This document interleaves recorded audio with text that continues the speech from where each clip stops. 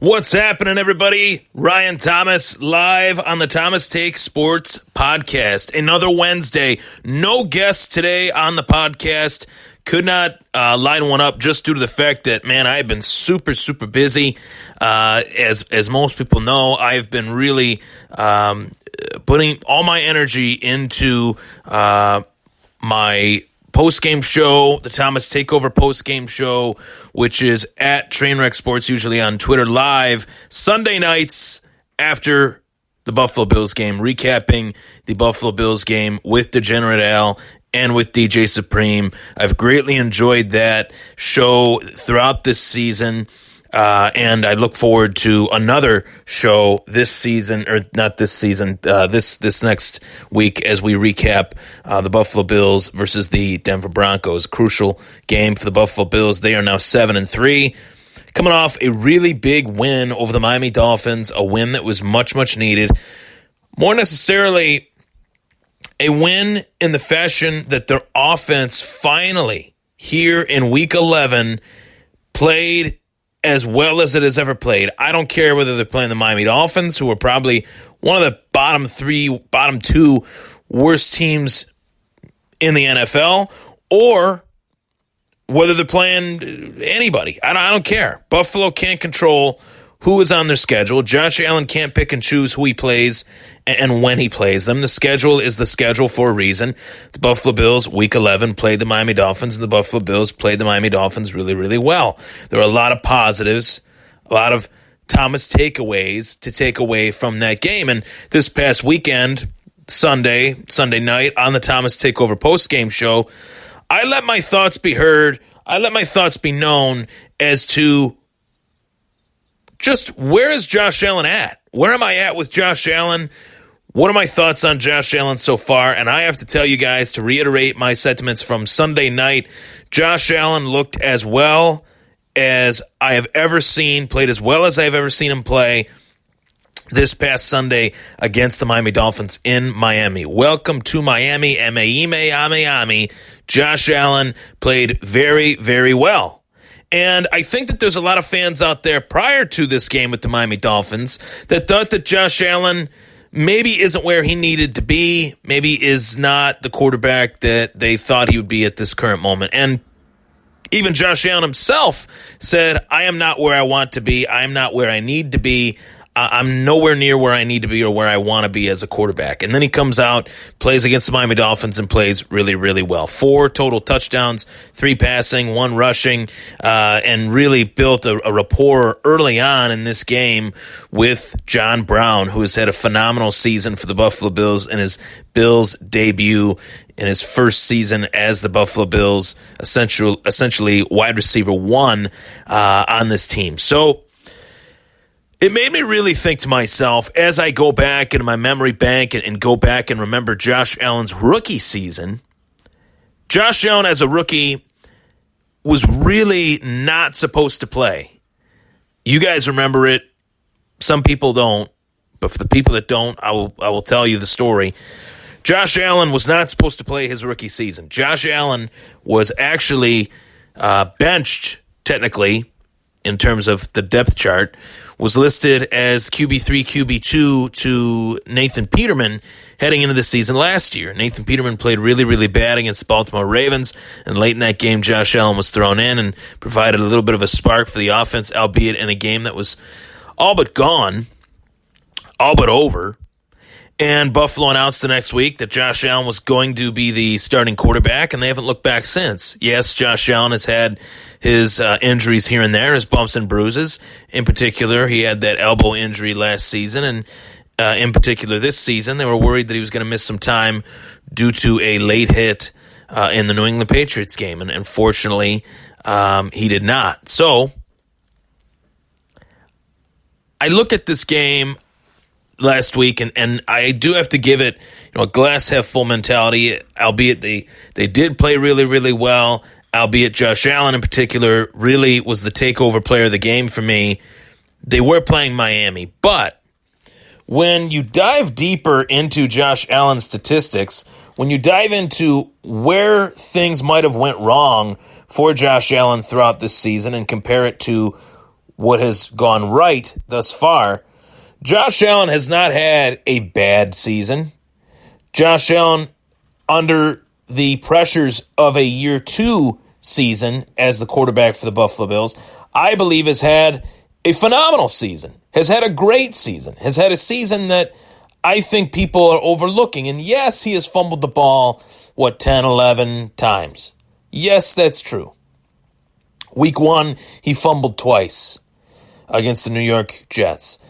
Week 2, he did not fumble, thank the Lord. Week 3, he did not fumble, thank the Lord.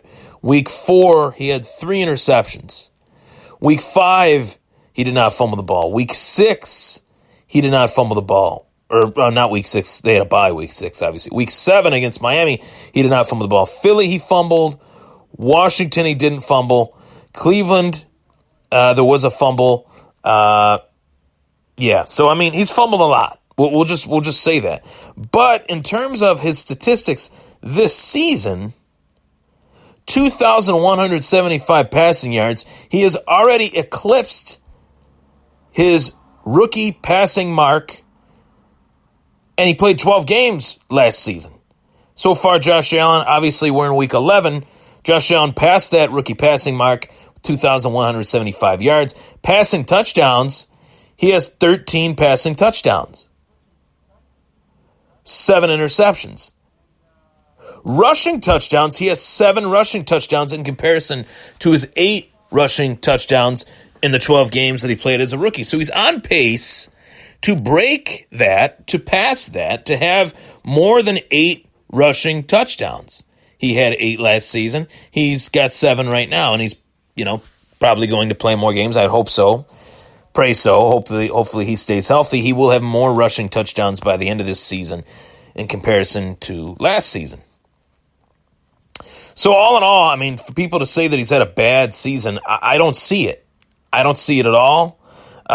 Last week against Cleveland in a loss, he was 22 for 41 with 266 passing yards. He had 6 carries with 28 additional yards and 2 rushing touchdowns. Buffalo lost that game 19-16. The 16, 14 plus 2, 16. The 2 comes in with Tremaine Edmonds' safety. And if you take out those 2 rushing touchdowns, we would have beat Cleveland 19-2. Offensively, that was all Buffalo could get going with those 2 rushing touchdowns from Josh Allen. So if there are, X amount of quarterbacks that are listed as quote-unquote MVPs, or X amount of quarterbacks that, can be in that MVP discussion, it is safe to say that Josh Allen is one of those guys as well. Maybe not an MVP candidate for the MVP award, but you get what I'm saying. Josh Allen is one of those quarterbacks that is so vital and so crucial to his team, whether they win, lose, success, lack of success. I've never seen a parallel between a team winning and losing based on the statistics or lack thereof with one player. And in particular, when you go to Josh Allen and you look at these Buffalo Bills losses, the 3 losses to the New England Patriots, to the Philadelphia Eagles, and to the Cleveland Browns, Josh Allen's best start was last week against Miami. His worst start as a pro, in my opinion, was all the way back week 4 against the New England Patriots.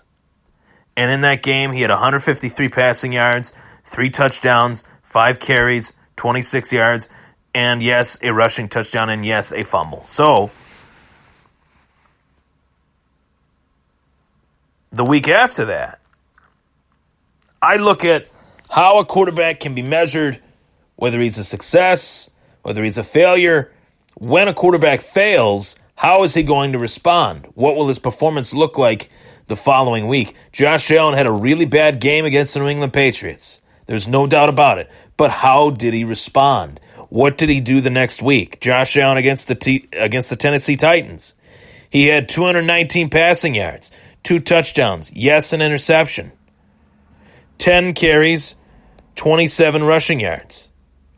So, I mean, decent stats good enough to win them the game with the tune of a 14-7 score. Those 2 passing touchdowns were released from the right hand of Josh Allen.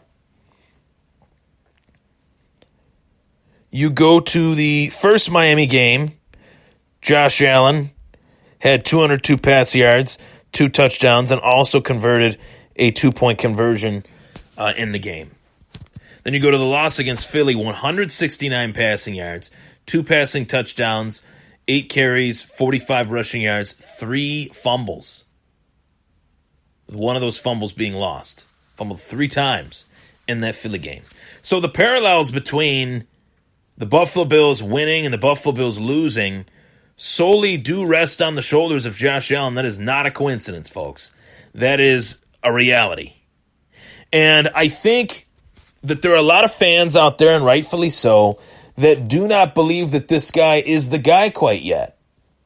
And for the life of me, I don't get it. We know, especially you know after listening to this podcast, that Josh Allen was literally not supposed to play. His career, as we know it, might not even exist if Buffalo had a competent veteran quarterback that could have played and started some games for Buffalo. They did not. Nathan Peterman, not a vet, not a anything. A.J. McCarron was traded away to the Oakland Raiders. Derek Anderson came and went. He retired. Matt Barkley is not really a vet. He's spent some years in this league, but he's not a vet that could really come in and start and really teach Josh Allen the rigmarole of the NFL. He's a younger backup with some limited starting experience. Not to take anything away from Matt Barkley, because I think he's a solid backup, and he's a backup that I'm very thankful Buffalo has in the event that Josh Allen does go down with an injury. Hopefully that never happens, but in the event that it does, I'm okay with Barkley playing. But at the same time, I want Allen out there. Josh Allen gives the Buffalo Bills the best chance to win, and Josh Allen is their guy. This franchise has invested so much into Josh Allen, whether it's via trade to go get him, to make him the face of the franchise, the media in Buffalo embracing him as the favorite son. This is our guy. This is the guy we got to ride or die with for many, many years to come. If Buffalo fans, or even worse, the Buffalo Bills as an organization, pulled the plug from Josh Allen before we really got to see how that machine ran, we would really, really hurt from that. That would set us back 5-10 years. Because this guy has what it takes to be a quarterback in this league for 5 to 10 years and beyond, I believe. There's things in his game. Yeah, are there things in his game that aren't that great yet? 100%. Is he a 100% finished product? No, he's not.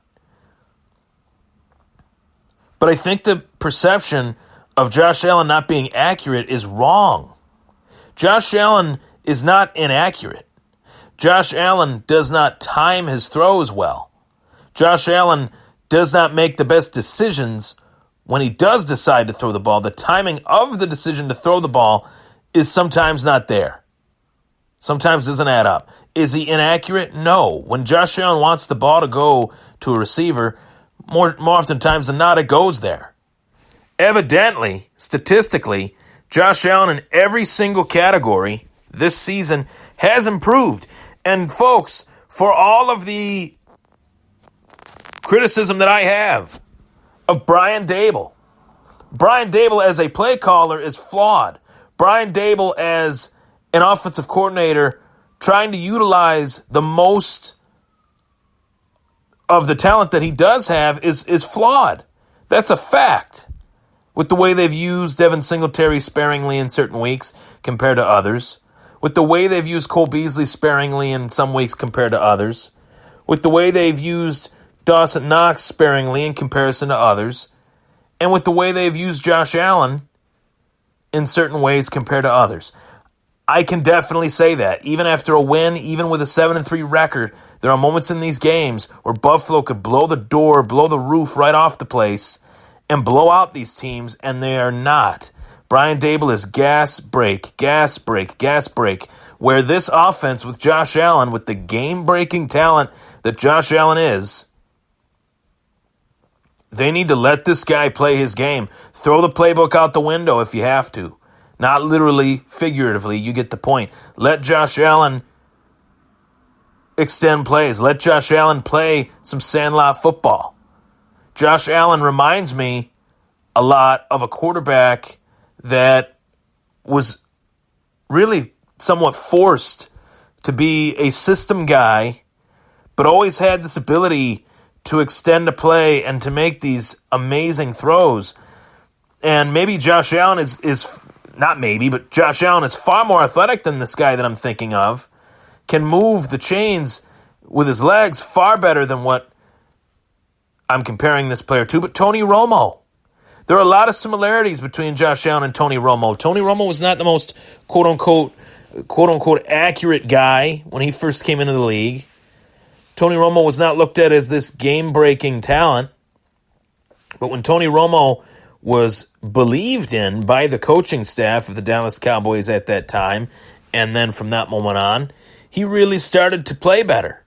When they just said, hey, Tony, run this offense the way you want to run it, that's when Tony Romo started to really play better. That's when he really started to excel. So I think the same will be said for Josh Allen. If this Buffalo Bills organization can allow Josh Allen to just play his game, keep things simple, play fearlessly, as Sean McDermott said himself. When Josh Allen is playing fearlessly, that's the best Josh Allen. That is the best Josh Allen that you can find. And without any pressure put on himself, without looking at the opponent far too much, in the case of the New England Patriots, in the case of the Philadelphia Eagles, and in the case of the Cleveland Browns, three common denominators between those three teams is that those three teams have solid defenses. Those three teams have solid pass rushes. Forget that. Throw that out the window. Josh Allen needs to play his game, and his game meaning extending plays, using his legs, and just simply allowing the receivers to get open beyond their route. Josh Allen, one would say right now, is not necessarily a system player, and that's okay. I want a quarterback that can extend plays and make something out of nothing. I want a quarterback that can create an opening with his legs and find an open receiver and make these wild athletic plays. Newsflash, that is actually what is working right now in the National Football League. Guys like Pat Mahomes, guys like Lamar Jackson, guys like Deshaun Watson, extending plays and creating opportunity within their offense. Josh Allen needs to do the same exact thing. The Bills need to let him do those same exact things. I think it's been a far better season in year 2 for Josh Allen in comparison to year 3. Far better. Far better. The QBR is better. 67.9 to 85.4. Yeah, there's been some weeks where we've had some really bad QBRs. His QBR against New England was 24. But every week outside of that, his lowest QBR this season is 71.2, and that was against the New York Jets all the way back in week 1. Week 1 to me is one of the most irrelevant weeks, and I say that because a lot of teams are just getting their feet wet. A lot of teams don't really know who they are yet. Buffalo Bills know who they are. They know that they have an athletic quarterback. They know that they have a game-breaking running back. And they understand that John Brown and Cole Beasley are the 1 and 2 of this team. My question is, who the hell is the number 3? Robert Foster. Where have you been? Robert Foster, we need you for Josh Allen. Brian Daboll, this Bills organization needs to allow Robert Foster the opportunity to be the wide receiver 3 in this offense.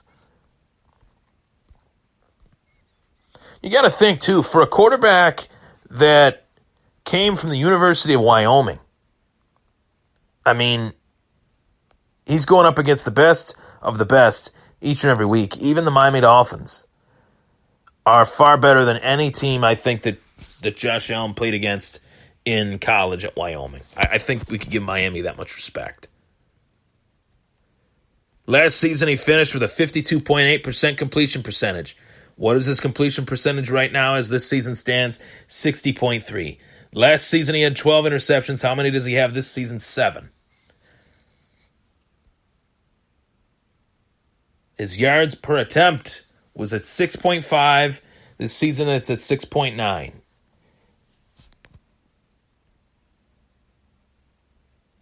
Last season, he was sacked 28 times in 12 games. This season, he's been sacked 22 times in 11 games. So at least there's that. And Buffalo has Denver, Dallas, Baltimore, and New England, and the Jets. Can Buffalo win 3 out of their next 4 games? I think they can. Against Denver, I think they'll win this week. I think the Jets they'll win, and as well the Jets at home, as well as Baltimore. I think they'll take the 3 home games. I know Baltimore has the game-breaking talent, probably the most valuable player in the National Football League in Lamar Jackson, but I like their chances with Josh Allen at home. And I like Josh Allen this year and beyond. I'm tired of reading these tweets that say Josh Allen, he's not where he needs to be. Josh Allen is progressing. Josh Allen is in year 2. Josh Allen is only going to get better. The only thing that Josh Allen needs, and it is the best friend of a quarterback, experience. I'm Ryan Thomas. That was the Thomas Take Sports Podcast. Thank you for tuning in. Follow me. Join the takeover on Twitter at Ryan Thomas Take, as well Instagram at Ryan Thomas Take. You can subscribe to the YouTube channel at YouTube, the Thomas Take Sports Podcast, and you can also like the Thomas Take Sports Podcast Facebook page. Take care.